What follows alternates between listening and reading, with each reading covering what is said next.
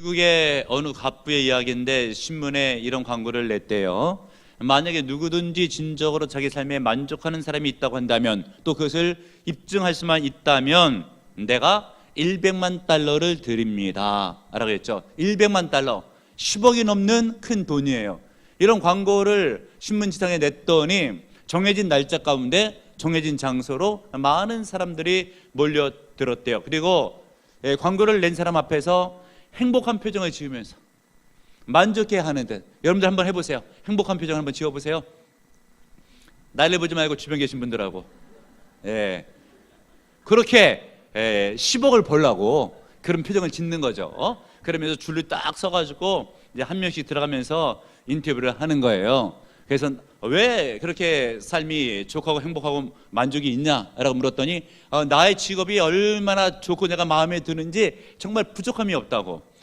그런데 결국은 돈을 못 받았어요. 그리고 나서 다른 사람 또 들어가면서 내 아내가 얼마나 이쁘고 착하고 나한테 잘했는지 내가 정말 행복하다고. 그러면서 어떤 사람은 가정의 이야기, 어떤 사람은 생업의 이야기, 어떤 사람은 인간관계 등에 대해서 이야기를 했는데, 결국은 한 사람도 만족한 삶을 산다는 것을 입증하지 못하고 10억이 넘는 돈을 받은 사람은 아무도 없는데, 그 갑부가 이런 질문을 던지죠. 만약에 당신의 삶 가운데서 만족이 있다고 한다면 왜 내 돈 100만 달러를 왜 받으려고 하느냐 라고 하는 질문 가운데 아무도 답을 못했다고 하는 거예요.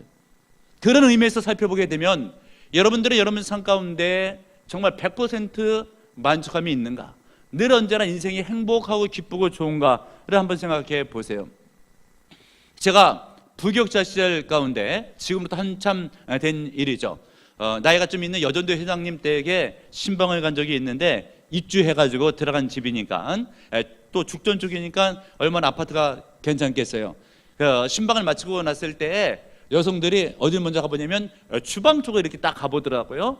그래서 저도 뭐 혼자 뻘쭘이 있느니 같이 이렇게 가서 보았죠. 그랬더니 저한테 여전도 회원 가운데 한 분이 이야기하는 거, 아직 뭐 부모님 젊어서 잘 모르죠. 남자들이 좋은 차를 갖고 싶어 하는 것처럼 여성들은 집에 좋은 주방을 수요했으면 하는 마음이 있대요.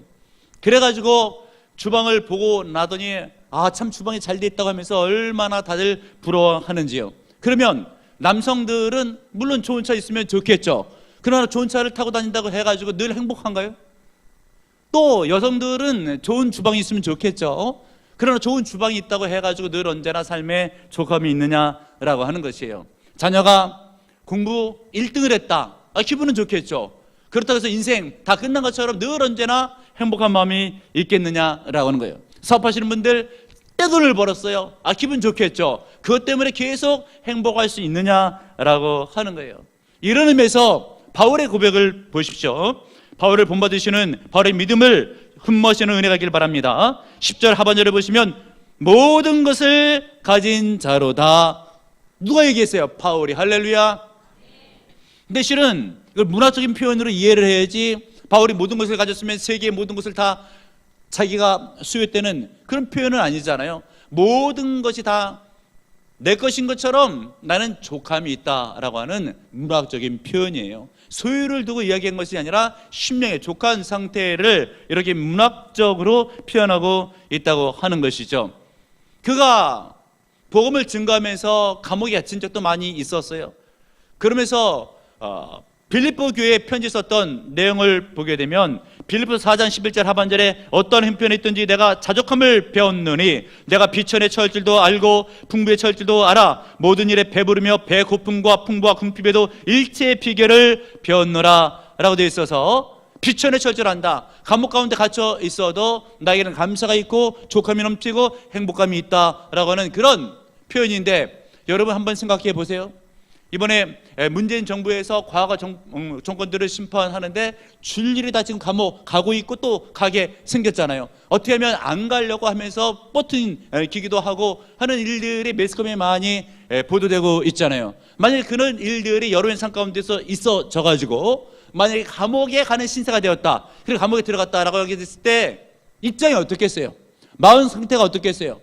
바울 사도가 복음을 증거하다가 붙잡혀 들어가서 로마의 차가운 감옥에 갇힌 적이 있어요. 그러면서 빌립보 교회에 편지를 쓸 때에 내가 주 안에서 기뻐하고 있다라고 하면서 감옥 안에 있는 사람이 감옥 바깥에 있는 사람에게 위로해주고 힘을 공급해주고 기뻐하라고 믿음을 권하고 있는 거예요. 정말 바울 사도는 상황과 무관하게 10년 가운데 족함이 있었죠. 바울 사도와 같은 믿음을 소유하시는 여러분들 되시길 바랍니다. 바울 사도가 어떻게 해서 이런 믿음을 소유할 수가 있겠는가? 빌립보서 4장 13절 말씀해 보게 되니까 내게 능력 주시는 자 안에서 내가 모든 것을 할 수 있느니라. 내게 능력 주시는 자 안에서, 예수가 능력을 주기 때문에 내가 예수님 안에 있을 때에 내가 모든 것을 할 수 있다라고 하는데, 그 앞에 있는 문장을 보게 되면 이 모든 것을 할 수 있다라고 하는 것이 비천에서도 처하게 되면 감사가 넘치고, 물론 좋은 환경 가운데서도 교만하지 않고 10년 가운데 겸손함을 하는 게 영광을 누릴 수 있는 신앙생활의 일체 비결, 만족함이 내 안에 있다라고 바울이 고백하고 있는 것이, 이것을 자칫 오해해서 잘못된 데 적용하게 되면 이 성경 말씀이 능력이 되지 못해요. 제가 20대 중반을 넘어서면서 비교적 결혼을 좀 일찍 했죠. 그리고 고등부 교사를 하면서 이제 학생들을 지도하고 이제 졸업했던 제자 가운데서 한 20살쯤 먹었던 후배 청년이 있어요. 어느 날 도서관에서 마주치게 되었는데 최근에 어떤 자매를 만나가지고 교제를 한대요. 그러면서 앞으로 이제 둘이 결혼을 하면서 어디 장소에 선교를 가서 열심히 선교를 할 것에 대해서 포부를 이야기할 때 제 마음 가운데 드는 생각은, 야, 네가 군대도 안 갔다 왔는데 앞날이 어떻게 될 줄 알고 그걸 그렇게 확신하냐고 알아가 했더니 자기한테 믿음이 있대요. 내게 능력 주신 자 안에서 내가 모든 것을 다 할 수 있다는 것이, 그래서 결혼도 계약하고 할 수 있다는 것이, 이게 그 말씀이 아니다 라고 하면서 좋은 환경 가운데서도 교만하지 않고 예수를 잘 믿을 수 있고, 정말 안 좋은 상황 가운데서도 감사하면서 예수를 잘 믿을 수 있다는 그런 말이지, 네가 생각하는 그런 말씀이 아니다 라고 했어요. 아니나 다를까 사귀었던 여자친구는 한참 뒤에 다른 쪽으로 시집을 갔더라고요. 그냥 내가 억지로 믿는다고 해서 되는 것이 아니고 말씀의 뜻을 파악하고 그 뜻을 믿는 은혜가 있어야 돼요. 바울 사도가 했던 말은 내게 능력 주신 자 안에서 내가 모든 것을 할 수 있다라고 하는 것은 힘든 상황 가운데 있어서도 내가 불평하지 아니하고 믿음을 지키고, 그러면서 내 심령 가운데 감사가 넘칠 수 있는 그런 믿음과 영적 비결이 나에게 있다라고 하는 것이에요. 이런 바울의 믿음을 본받으시는 여러분들 되시길 바랍니다. 어느 세무서에서 세무서원이 목사님 댁에 와서 재산을 조사하면서 세금 매길 것이 있는가를 살펴보았대요. 그러면서 띵동 누르면서 목사님이 나오실 때 목사님 재산을 얼마나 가지고 계십니까? 라고 할 때 재산 엄청 많죠? 라고 하니까 잘됐다, 한번 세게 한번 매겨보자 라고 하는 눈빛으로 바라보고 있을 때 무슨 재산이 그렇게 많으냐고 했더니 첫 번째로는 아주 큰 맨션 아파트가 있다는 거예요. 그러시냐고. 이 아파트 말고 다른 것을 갖고 계시냐고. 있다고. 스카이 맨션이 있다고. 천국에 큰 내 집이 있다고. 그 또 무엇을 갖고 계시냐고 했더니 아주 착하고 믿음 좋은 내 아내가 있고 순종 잘하고 믿음 있는 자녀가 있다고 했더니 목사님 무슨 말씀을 하신지 아시겠다고. 재산은 많으나 세금 매길 것은 없습니다 라고 하면서 나왔다고 하는 거예요. 여러분 무엇이겠습니까? 우리가 이 땅을 살아갈 때에 바울 사도처럼 언제 어디서나 예수 안에 있으면, 지금 바울의 고백은 고린도께 편지를 쓰면서 나는 모든 것을 가진 자로다 라고 하는 것처럼 그런 충만된 은혜가 있어야 돼요. 예수 안에 거함으로, 믿음 안에 거함으로. 여러분 절대 믿음을 과소평가절하지 마시는 여러분들 되시길 바랍니다. 어떤 분들은 예수를 믿으면서도 그 믿음의 은혜를 받지를 못해요. 예수를 믿으면서도 교회를 다니면서도 불평이 있고 원망이 있고 교회 다녀도 효과를 못 보는데 믿음을 과소평가해서 그래요. 믿음 안에 거해보세요. 예수 안에 거해보세요. 말씀을 믿어보세요. 말씀을 붙잡아보세요. 말씀이 살아있고 능력이 있죠. 그 말씀이 내게 능력을 주죠. 힘든 가운데 위로를 주죠. 말씀을 붙잡고 살면 족함이 있습니다. 그러므로 말씀을 믿는 믿음 가운데 거하시는 여러분들 되시길 바랍니다. 바울의 모든 것을 가졌다라고 하는 만족함의 비결은 어디서 있는가라고 하게 됐을 때, 상황을 보게 됐을 때 시련이 있어도 그는 기뻐했습니다. 오늘 본문에 있는 말씀 4절과 5절을 보시고요, 여러분들 한번 읽어볼게요. 4절 5절 시작. 오직 모든 일에 하나님의 일꾼으로 자천하여 많이 견디는 것과 환난과 궁핍과 고난과 매맞음과 갇힘과 난동과 수고로움과 자지 못함과 먹지 못함 가운데서도. 아멘. 보세요. 바울 사도가 형편과 상황이 좋습니까? 그렇지 않죠. 그가 복음을 증거하면서 당한 일들을 기록해 놓은 것인데, 견디는 것, 환난, 궁핍, 곤란, 매맞음, 갇힘, 난동, 수고로움, 자지 못함, 먹지 못함을 생각할 때 여기 있는 거 한 두 가지만 지금 상 가운데 있어도 거의 뭐 죽는 게 낫다라고 할 정도로 아주 심각한 상황이죠. 그런데 바울 사도가 뭐 큰 잘못이 있어가지고 이런 일을 당했는가? 절대 그것이 아니에요.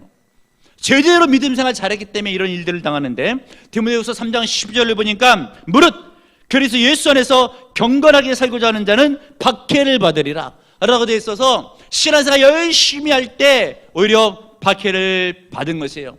여러분, 늘 언제나 열심히 살면 칭찬만 받을 것 같죠? 꼭 그렇지 않을 때도 있어요. 여러분, 어린 시절 한번 생각해 보세요.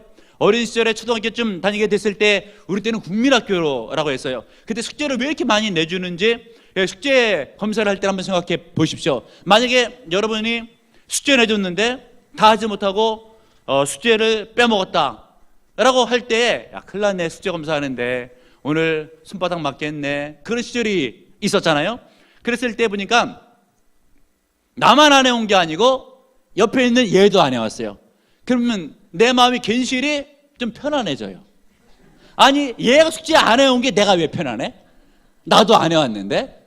그 사람 마음이 뭐냐면, 혼나도 같이 혼난다, 나만 혼나는 게 아니다 라고 되어 있죠. 그러다가 만약에 반장도, 반의 대표가 안 해왔으면, 와, 이거는 정말 대박이다, 자칫 다 안 해올 수가 있고, 이런 생각이 들잖아요. 그 착한 마음이에요, 나쁜 마음이에요? 나쁜 마음이 사람의 심령 가운데 있는 거예요. 그러다가 늘 언제나 숙제 잘해온 애가 있어요. 밤을 새도록 꼭 해와. 아무도 안 했는데 걔가 딱 해갖고 왔어. 걔를 볼 때 기분이 좋아요, 아니면 얄미운 마음이 들어요? 걔가 뭘 잘못했다고 얄미운 마음이 듭니까? 얄미운 마음이 들게 되어 있어요. 사람의 마음이 그래요. 그래서 이런 마음가짐이 있을 때에 바울 사도가 열심히 복음 증거하고 주의 열심히 감당하고 하나님께 칭찬받고 은혜 은사 많이 받잖아요. 그래서 대충 신앙생활을 하는 사람들 내지는 바울의 반대파들이 보게 됐을 때, 바울의 그런 신앙생활을 보게 되면 막 기쁨이 막 생깁니까? 아니면 바울이 얄미워 보입니까? 어떻게 해서든지 바울을 처리해야 되겠다, 그래가지고 바울이 감옥까지 가게 되고 매도 맞게 되잖아요. 여러분, 보라비전교회가 대한예수 장로회 합동측에 있어서 모델교회로 신문에 나가고 담임 목사가 학교 가서 세미나를 인도하고 이렇게 되게 되니까, 야, 목사님 존경받고 참 좋겠다 라고 하겠지만 의외로 욕 많이 먹습니다. 왜냐하면 나쁜 마음을 가진, 그렇게 표시는 안 나도 그런 사람들이 많이 존재하기 때문에 그런 것이요. 뭐 여러분들이 뭐 1등을 해봤으면, 숙제를 다 해봤으면 그런 마음 잘 이해가 가시겠죠. 어떤 분들은 이해가 안 간다 라고 하면서 저 사람 얄밉다, 이런 마음에 있어서는 동감이 가는 눈치에 얼굴들이 많이 있어요. 그런데 여러분, 이 바울 사도가 그렇게 해서 핍박을 받는데 어찌 보면 억울하잖아요. 잘못한 거 하나도 없이 제대로 신앙생활을 하는데 박해를 받는 거예요. 그리고 여러분, 우리가 이 땅 살아가면서 모든 사람이 나를 다 칭찬해 줄 것을 기대해서는 안 돼요. 내가 바르게 살고 바른 생활하면서 1등을 한다 할지라도 안 좋은 소리를 들을 수가 있습니다. 지금은 세상을 떠난 사람이지만 미국의 세계적인 성악가 마리안 앤더슨이라고 하는 사람이 있습니다. 아주 엄청난, 세계 한번 날까 말까한 흑인 여가수인데 엄청난 센세이션을 일으켰던 그런 인물이에요. 그가 젊은 시절 가운데 독주회를 여는데, 독주회를 마치고 나서 사람들이 막 비난을 하는 거예요. 도대체 그게 노래냐, 너 소프라노냐, 알토냐, 심지어 베이스냐, 이런 얘기까지 할 정도까지 해서 상처를 받는데, 집에 돌아와서 어머니에게 하는 이야기가, 나는 이제 앞으로 절대 노래를 안 부를 거라고. 그때 어머니가 앤더슨에게 이런 얘기를 해줍니다. 너 모든 사람에게 다 칭찬을 받으려고만 생각하지 말라고. 모든 사람이 어떻게 네 노래를 다 좋아할 수가 있겠냐고. 그리고 싫어하는 사람이 전체 다인 줄 아냐고, 칭찬하는 사람도 그 가운데 있다고 라고 하면서 엄마 말을 명심해라 라고 하는 데서 위로를 얻고 용기를 얻어가지고 열심히 훈련하고 노래해서 세계에 한 명 날까 말까한 위대한 가수가 되었다라고 하는 것이에요. 여러분, 우리가 신앙생활하고 자기 분야 가운데서 열심히 해서 뭐 그 업적을 이루어간다 할지라도 모든 사람이 그 사람에 대해서 다 칭찬만 하는 것은 아니에요. 바울사도 보세요. 흠이 없잖아요. 믿음생활 정말 잘 하잖아요. 그런데도 불구하고 시련이 있었어요. 시련이 있는데도 불구하고 나는 모든 것을 가진 자로다 라고 하면서 만족이 있었잖아요. 그러므로 여러분, 상황이 좋다고 해서만 10년 가운데 행복이 있는 것이 아니라 바울사도처럼 시련이 있어도 예수 아래 거하게 되면 족함이 있습니다. 믿는 여러분들 되시길 바랍니다. 어떻게 하면 그 시련 가운데서 만족하는 생활을 할 수가 있겠는가? 좀 더 깊이 있게 한 단계 들어가 보게 되면, 여러분, 바울이 겪는 시련을 이미 읽었죠. 4절에 보게 되면 견디는 것, 환난, 궁핍, 곤란, 매맞음, 갇힘, 난동, 수고로움, 자지 못함, 먹지 못함 등이 있죠. 그런데도 불구하고 이런 시련 가운데서 모든 것을 가졌다고 하면서 족함이 있죠. 왜 그럴까? 라고 보게 되면 4절 말씀 상반절에 기록되고 있죠. 오직 모든 일에 하나님의 일꾼으로 어떻게? 자처하나요. 할렐루야. 이것이 영적 비결이에요. 하나님이 사랑함으로 주의 일에 자처해서 나 주님 때문에 주의 일을 감당하도록 마음 먹고 내가 나아갔다. 주님을 사랑하는 마음으로 주님을 사랑하기 때문에 내가 주의 일을 감당할 때 아무리 힘들어도 이것은 나에게는 은혜요 감사하다 라고 하는 거예요. 제가 평신도 때 오래전 일이죠. 지하철을 타고 출근을 하는데 글귀에 하나가 은혜스러운 글이 붙어서 있길래 한번 읽어봤더니 이런 내용이에요. 아주 오래전 시절 가운데 왕과 신하의 관계 가운데서 신하가 뭔가를 잘못했는지 차가운 감옥에 홀로 갇히게 되었죠.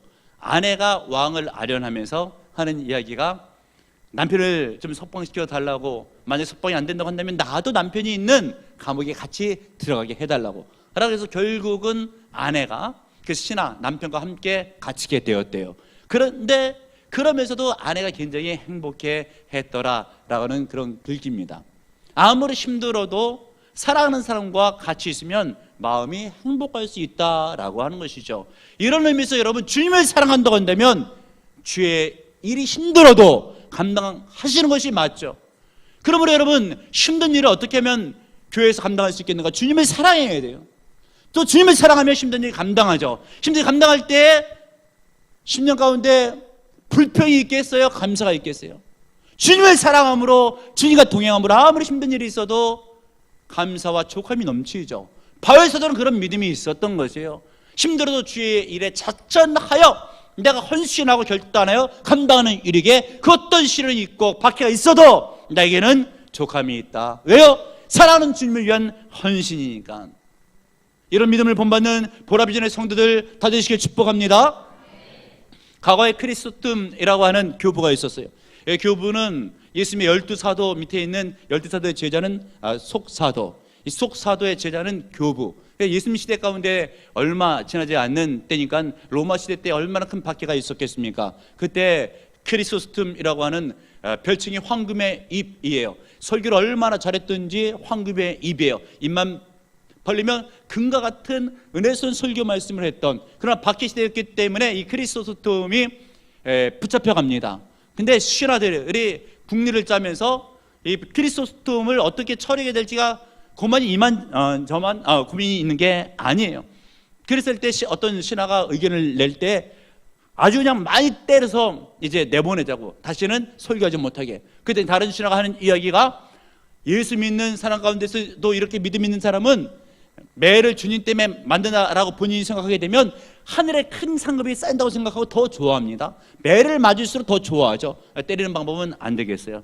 그러니까 우리가 깊은 감옥 가운데 쳐넣읍시다 라고 어떤 신하가 얘기할 때 다른 신하가 그 말을 받아서 하는 이야기가, 감옥 가운데 쳐넣어봐요. 저 사람이 못하겠는가?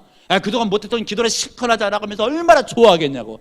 그 방법도 안 되겠네. 섬으로 아예 유배를 보내가지고 평생 거기서 마감 짓게 합시다 라고 할 때, 섬에 얼마나 조용한데 주님과 교제하기가 좋고 이 사람이 거기다 보냈다는 믿음이 더 뜨거워질 텐데 유배도 안 되겠습니다. 그러면 아예 그냥 불태워서 화형으로 죽여버립시다 라고 했더니 그것은 순교상의 천국에서 가장 큰데 얼마나 좋아하겠냐고. 이 사람 우리가 징계를 주려고 데리고 왔지 이 사람이 상 주려고 데리고 온 것은 아니라고 라고 하면서 어떻게 뭐 손쓸 도리가 없는 거예요. 차라리 그냥 풀어주는 게 제일 낫겠다라고 해서 그냥 풀어줬다라고 하는 교회사의 기록이 있습니다. 여러분, 중요한 것은 무엇인가? 정말 내가 예수님 때문에 영적으로 주의를 감당하면서 어떤 어려움이 있어도 충만된 믿음에 넘치는 감사와 족함이 내게 있느냐라고 하는 것이죠. 그런데 안타깝게도 한국 교회는 그런 믿음의 심령을 점차 잃어버린 것 같아요. 제가 총신 신대원 입학할 때만 하더라도 우리나라 기독교인의 숫자가 1200만이 된다고 해서 4명 가운데 1명은 그리스도인이라고 했는데 지금의 통계는 750만이에요. 앞으로 학자들의 내다보는 통계가 10년이 지나가게 되면 300만으로 줄 것이다. 계속 그대로 지나가게 되면 그렇다라고 하는 것이에요. 그런데 과연 그런 원인이 어디 있는가를 볼 때 주님을 열정을 다해 사랑해야 되는데 그 마음이 자꾸 식어지는 거예요. 그러니까 십자가를 안 지려고 하고 직분을 감당을 안 하려고 하는 것이죠. 그러니 교회가 쇠퇴하죠. 미국 시카고에 템플 교회라고 하는 교회에 있었던 일인데, 시카고에 있는 템플 교회가 지금은 굉장히 유명한데 건물도 아주 좋고 고등 양식으로 되어 있는데 할머니 할아버지들만 몇 시에 예배하는 교회가 돼서 텅텅 비고, 근데 어느 날인가에 교회 앞마당에 수많은 인파들이 몰려들었어요. 그래서 청소부가 첨탑에 올라가서 십자가를 청소해요. 1년에 단 한 번. 그때 사람들이 막 몰려드는 거죠. 청소부가 내려와서 담임 목사님에게 하는 이야기가, 목사님, 우리 교회 원래 사람이 없었는데 이 사람들 다 어디서 온 거죠? 왜 이렇게 몰려들었죠? 라고 할 때, 빈 십자가에는 아무도 안 몰려오지만 십자가에 사람이 매달려 있으면 사람들이 몰려옵니다 라고 담임 목사님이 그렇게 대답을 한 거예요. 그러면서 영적 센스, 아이디어가 떠올랐는데, 그래, 왜 우리 교회가 텅텅 비고 노인 몇 명만 있을까? 라고 하면서 십자가 지기 운동을 하자 라고 하면서 십자가 지기 운동을 벌였습니다. 주님을 사랑하는 마음으로 직분을 감당하고 십자가를 지도록 설교하고 캠페인을 벌린 거예요. 그랬더니 교회가 사람이 몰려들면서 붕하기를 시작하고 젊은이들이 지금은 가장 많은 교회로, 유명한 교회로, 좋은 쪽으로 이름이 났습니다. 여러분, 무엇이겠습니까? 십자가를 지을 때 은혜가 되고 능력이 되고 부흥이 되고 역사가 일어나는 거예요. 그 십자가를 멀리하면 은혜가 어디서 와요? 능력이 어디서 와요? 능력은 십자가 예수 안에서 오잖아요. 그러면 예수 안에 거하셔야 됩니다. 십자가를 지셔야지 돼요. 그 능력과 은혜가 내 안에 오게 되면 내가 교회를 부흥시키고 삶의 터전 가운데서 하나님께 영광 돌리고 역사가 일어납니다. 믿으시는 여러분들 되시길 바랍니다. 바울 사도가 그랬잖아요. 주의를 자처하여 감당함으로 늘 언제나 하나님의 역사를 일으켰던 10년 가운데 조금 넘쳤던 그런 믿음의 사람이잖아요. 그리고 또 한 가지, 바울처럼 믿음으로 살면서 만족하기 위해서는 어찌해야 될 것인가? 사람의 평가보다는 하나님의 평가를 중요시 해야 됩니다. 여러분, 9절과 10절에 있는 말씀을 보시고요, 9절 10절 한번 읽겠습니다. 시작. 무명한 자 같으나 유명한 자요, 죽은 자 같으나 보라 우리가 살아있고, 징계를 받는 자 같으나 죽임을 당하지 아니하고, 근심하는 자 같으나 항상 기뻐하고, 가난한 자 같으나 많은 사람을 부유하게 하고, 아무것도 없는 자 같으나 모든 것을 가진 자로다. 아멘. 여기 보면 두 가지 평가가 나오죠. 바울과 고린도 교회 성도를 향한 두 가지 평가가 나오는데, 그 평가를 보게 되면 하나는 사람의 평가인데, 사람의 평가는 믿음 좋은 사람들을 어떻게 평가한대요? 무명한 사람으로, 죽은 자 같은 사람으로, 징계를 받는 자 같은 사람으로, 근심하는 자, 가난한 자, 아무것도 없는 자로 평가하지만 하나님은 어떻게 평가한대요? 믿음에 충만한 사람을 유명한 사람으로, 생명이 넘치는 사람으로, 항상 기뻐하는 사람으로, 많은 사람을 부유케 하는 사람으로, 모든 것을 가진 사람으로 평가를 한대잖아요. 하나님께서 믿음의 사람을. 그러면 여러분, 믿음 충만하게 되면 여러분 두 가지 평가를 받게 되는데, 사람으로부터 안 좋은 평가를 받고 하나님으로부터는 칭찬을 받습니다. 이때 하나님의 평가를 심중에 두시는 여러분들 되시길 바랍니다. 하나님이 나를 사랑해 주신다, 하나님이 나를 붙들고 계신다, 상급이 크다, 이런 믿음을 가지시는 여러분들 되시길 바랍니다. 예수 믿는 사람의 심령 가운데 행복과 만족은 환경과 상황에 달려있는 것이 아니라 예수 안에 있는 믿음에 달려있음을 믿으시는 여러분들 되시길 바랍니다. 위대한 대통령은 무엇이 다른가? 라는 책이 있습니다. 브래드 그린슈타인이 지은 책인데, 위대한 대통령은 따로 있다고 하는 것이죠. 미국 대통령 가운데서 가장 위대한 대통령으로 그가 뽑는 것은 루즈벨트 대통령이네요. 최초로 4선, 미국에서 제대로 우리가 봐왔던 것은 보통 2선 정도, 2번을 봤는데, 루즈벨트 대통령은 4선 대통령인데, 정말 힘들고 어려울 때 그가 대통령을 하는데, 일본이 진주만을 폭격할 때 굉장히 어려운 시기잖아요. 이때에 굉장히 또 맞물리면서 미국의 경제적인 상황이 좋지 못해요. 그래서 3분의 1 정도, 미국 전체 인구의 3분의 1 정도가 주거 환경이 온전치를 못합니다. 그리고 4명 가운데 1명, 4분의 1이 실업자. 어마어마한 경제 불황을 지나서 공황까지. 그래서 38개 주, 미국이 50개 주잖아요. 그 가운데 12개 빼놓고 38개 주의 모든 은행이 문을 닫았어요.